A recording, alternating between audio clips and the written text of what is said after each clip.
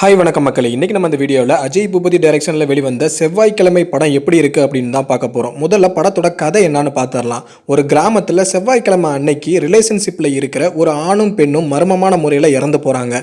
இதை பார்த்த ஊர் மக்களுக்கு ஒரே அதிர்ச்சி.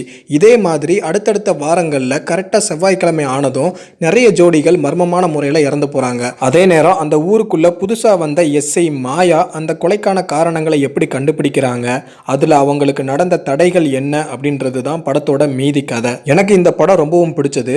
குறிப்பாக ஃபர்ஸ்ட் ஹாப் நல்லாவே இருந்துச்சு. இறந்த பிணங்களோட பாடியை ஆய்வு செய்ய மாயா போடுற பிளான், அந்த பிளானை முறியடிக்க ஊர் ஜமீன்தார் ஏற்படுத்துகிற தடைகள், மர்மமான கொலைகளுக்கான காரணமே இறந்து போன ஒரு பெண்ணோட ஆவிதான் அப்படின்னு சொல்கிற ஊர் மக்கள், செவ்வாய்க்கிழமை நைட்டு நடக்கிற சம்பவங்கள் அப்படின்னு படத்தோட ஃபர்ஸ்ட் ஹாப் பல கேள்விகளோட பல திகில் சம்பவங்களோட பக்காவாக போகுது. படத்தோட செகண்ட் ஹாஃபும் ஃபர்ஸ்ட் ஹாஃபுக்கு ஈடு கொடுத்தே போகுது. பெர்ஃபார்மன்ஸை பொறுத்த வரைக்கும் ஆக்ட்ரஸ் நந்திதா, ஆக்டர் அஜ்மால் இவங்க ரெண்டு பேரும் அவங்களுக்கு கொடுத்த கதாபாத்திரத்தை கரெக்டாக பண்ணியிருக்காங்க.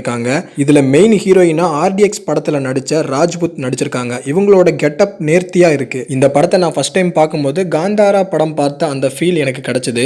ஸோ உங்களுக்கு என்ன ஃபீல் கிடைக்குதுன்னு கமெண்ட் பாக்ஸில் படம் பார்த்துட்டு கமெண்ட் பண்ணுங்க.